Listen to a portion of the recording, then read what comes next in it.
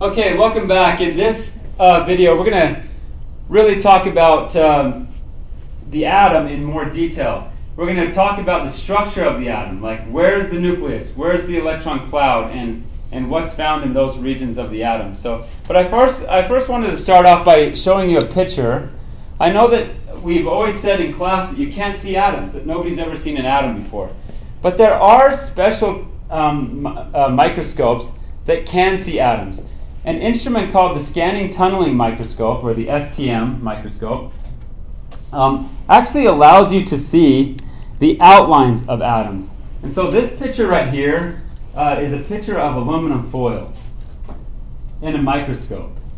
And these bright orange dots, so I'm just kind of outlining here, you can kind of see it forms a grid-like structure. These are individual aluminum atoms.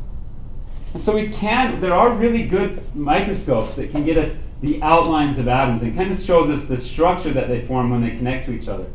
But, can you see an electron? Nope. Can you see the nucleus? No. So we can't see the subatomic particles, but we can see kind of the outline. So while we can't see the electrons or the nucleus, there are good microscopes that allow us to see the outline structure of it. Anyway, I thought that would be interesting. So the atom, hopefully you're following along in your guided notes. It's got a spot for you in the guided notes to write the definition for atom. And this definition I really like. It's the smallest particle into which an element can be divided and still be the same substance. So an atom is the smallest particle into which an element can be divided and still be the same substance.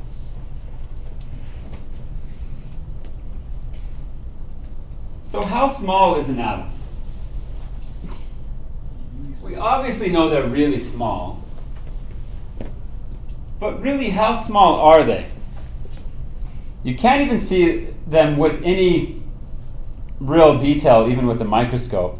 So this kind of will help you hopefully see or get a sense of how small the atom is. So a penny. Okay, everyone knows the size of a penny, right here. Okay? Contains about 2 times 10 to the 22nd atoms. 2 times 10 to the 22nd, scientific notation. How many atoms is that? If you wrote this in standard form, if you wrote this number right here in standard form, here's what it would look like. Okay? Is that a lot of atoms in one single penny? Sure. I mean, we got the hundreds, the thousands, the millions, the billions, the trillions. I don't even know what comes after that. But there's a lot of atoms just in one penny. Can you imagine the amount of atoms that are in your body? Or in this room? Or the earth? Or the universe? I mean, it's an incredible number. And that just gives you a sense of how small an atom has to be. Okay. Here's a periodic table. Periodic table contains all the different forms of atoms. Does anybody know what this one's called? Hydrogen. What about this one? Helium. Let's go to number 3. What is this one? Lithium? Beryllium? Good. Boron.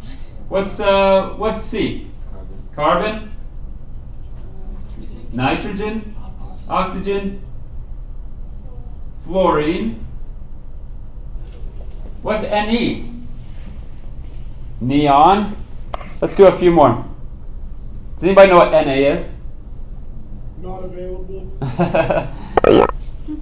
It's one of those that doesn't really make sense, but Na is sodium. What's Mg? Magnesium. Then we've got aluminum, silicon, phosphorus, sulfur, chlorine, argon, potassium, and calcium. Now, I'm not going to make you memorize them because you're going to always have a periodic table. I mean, there's a giant periodic table in the front of this room. I'm going to give you one to have on your desk all the time.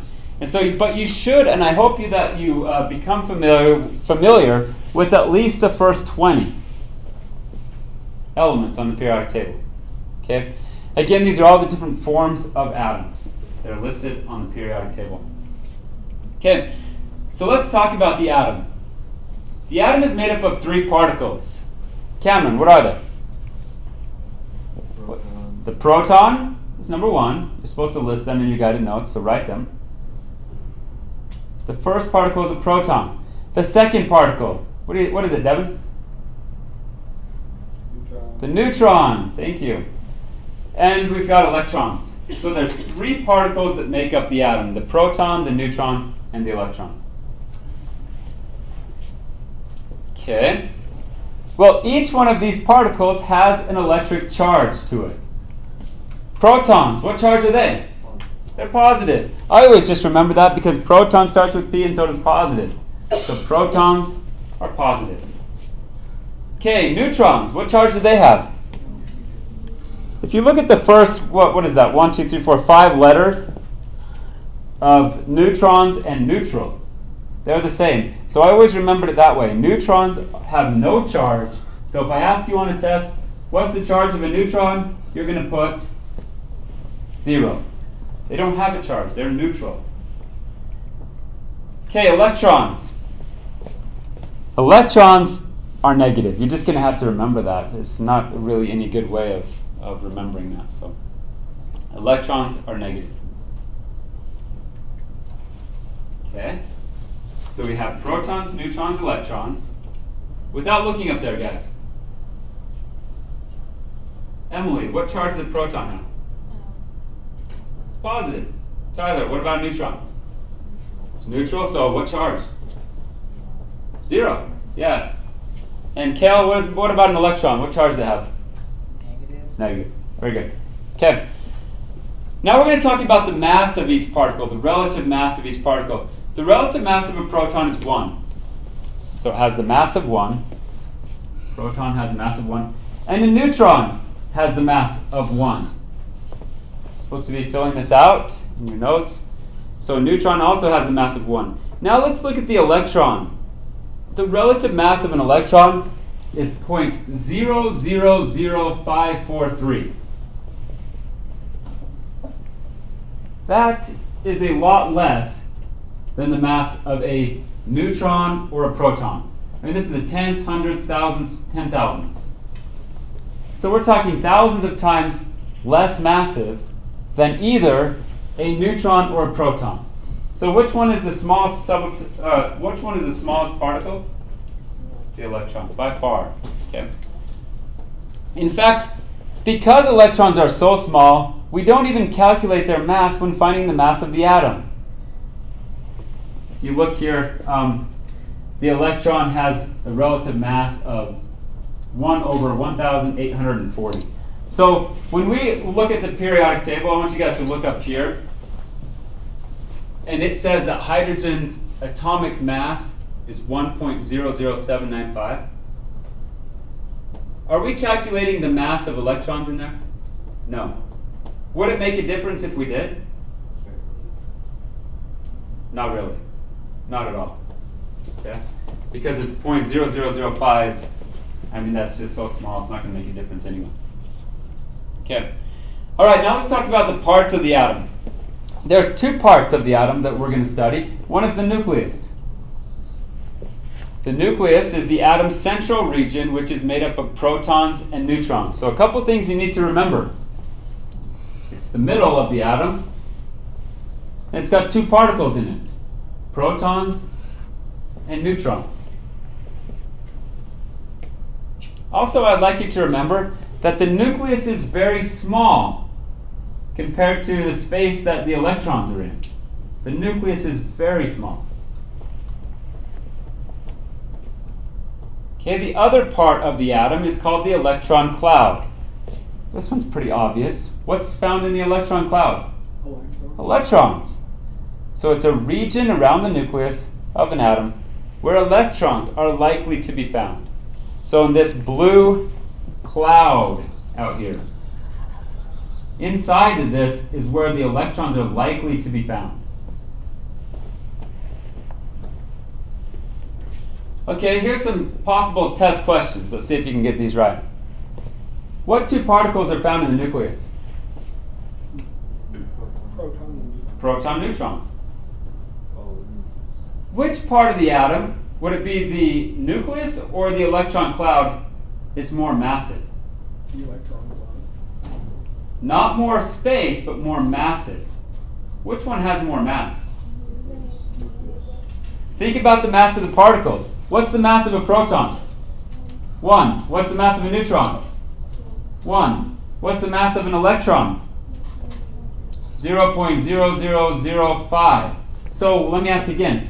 Which part of the atom is more massive, the nucleus or the electron cloud?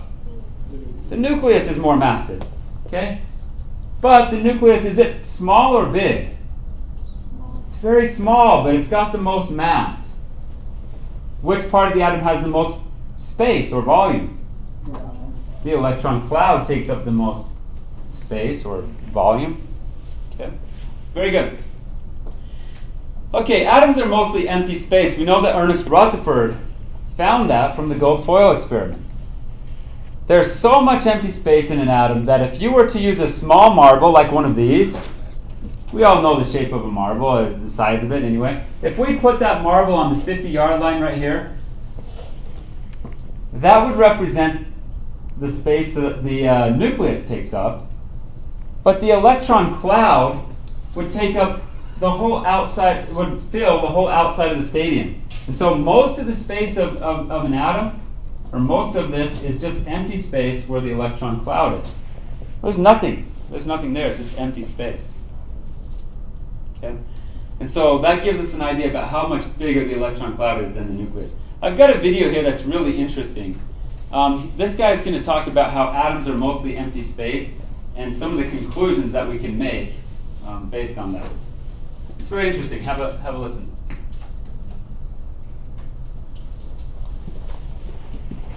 This is Cambridge University in England, where Ernest Rutherford, Niels Bohr, and other famous physicists did scientific research. Imagine a single atom the size of this courtyard. If we think of that being the size of an atom, then the size of the nucleus will only be 1 millimeter in diameter. That's a bit smaller than this little grain of sand that I've got in my hand here. In other words, what it means is atoms are essentially empty space. Now, how can we reconcile that with the fact that matter is matter, and my hands don't go through one another? Well, that's crazy, because if it's mostly empty space, they should pass right through one another. But what we understand now is, in fact, the reason my hands don't go through one another is that while the space is empty, what it's filled with is really electric fields. When the electrons come within a very small distance of each other, they begin to repel each other, and that's why things appear to be solid when they are actually not. Now, you may think that I'm sitting on this chair, but actually that's not true. I'm actually hovering over this chair, 10 to the minus 8 centimeters over this chair, because of the electrons of my body are repelling the electrons of this chair. Okay. What do you guys think? It's weird. Is that crazy? So you're not really touching your finger, like if you were to touch your finger, you're not really touching. So yeah, have you ever really touched anything? You haven't. So for example, you grab your pencil. Are your fingers touching your pencil? They're not. That's crazy, isn't it? Isn't that crazy? So what's happening here? What did he just say? How come we're holding the pencil if we're not touching it? Good. Is this pen made of atoms? Yeah. And do those atoms have an electron cloud on the outside here? Yeah. So there's electrons on the outside of this pen, right? Yeah. Do your fingers, are they made up of atoms? Do they have electrons? Sure. And so the electrons of your fingers are coming in contact with the electrons of this pen. And electrons, what do they want to do? Yeah, if you have an electron here, and you bring it in contact or in close proximity to another electron, which way do they want to go? They repel each other. So even though you're not physically touching it, there is a space there that you can measure. He said it was 10 to the minus 8 centimeters. If you could get down to the atomic level, if you were the size of an atom, you could see that gap. But just looking at it, it looks like our fingers are touching it. Right? But it's just really electron repulsion of different objects. So when I put my hand on the counter, it doesn't go through the counter. How come? The electrons of the counter are repelling the electrons of my hand. So we've never really physically touched anything. But then students always ask, well, what are some of your questions? Then how come it's like Texture. What's the difference between this counter, which is very smooth, and sandpaper, which is very rough? Well, the sandpaper has little sand grits glued to it, and there's uneven, right? So the electrons are at uneven depths in that sandpaper, right? Well, this counter, they're all at the same depth.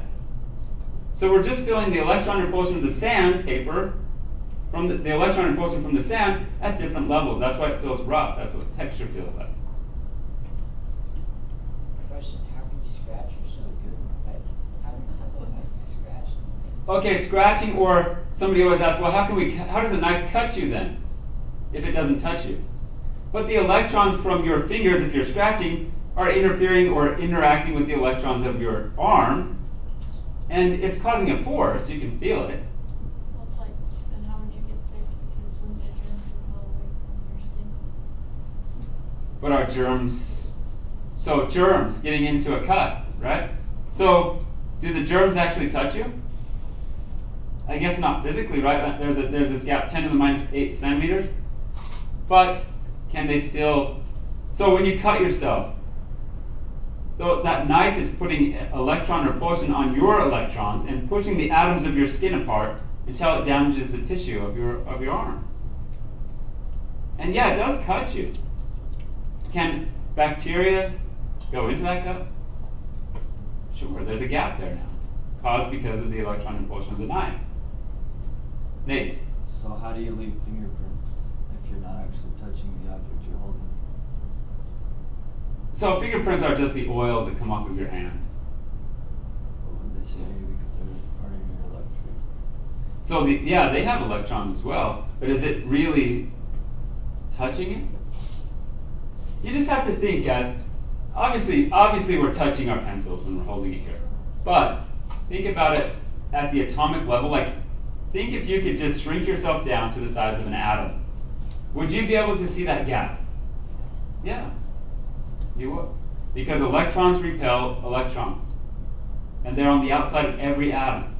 And so don't go home and hit your little brother and then tell your mom you didn't really touch him, right? So that's not going to work.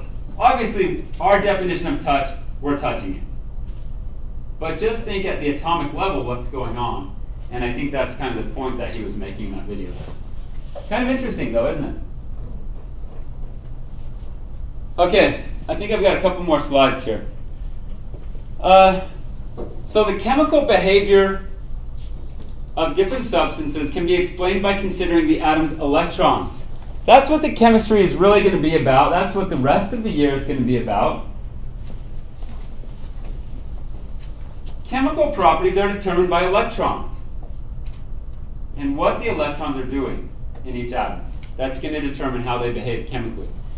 Okay, so let's, this is the last slide for a second. Let's review what we've just talked about. The atom is made up of 3 subatomic particles.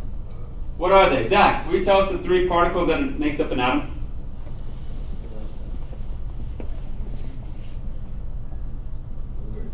Three particles. Protons, neutrons, electrons. Protons, neutrons, electrons. Great job. Good job, Zach. So, we've got protons, neutrons, electrons. Number 2, what is the electric charge of each particle? You guys just shouted out, what's the charge of a proton? Positive. What's the charge of a neutron? 0. 0, it's neutral. What about an electron? Negative. It's negative. Okay, good job. Where is a proton found in the atom? Where's the protons found? What part? The nucleus or the electron cloud? It's found in the nucleus. Good. Where's an electron found? If anyone misses this on the test, seriously. Where's the electron found? The electron cloud. Yeah, it's found in that part of the atom. Okay, number 5. Where's a neutron found? in the nucleus. Good. Number 6. This is a good question. Which two particles are attracted to each other? Yeah, we know that opposites attract. Okay. So what particle would this positive charge be? Proton. What's a negative? Electron. So the proton and the electron are attracted to each other. Okay, number 7. Which two particles are found in the nucleus? The proton and the what? Neutron. Good job. Who discovered the nucleus?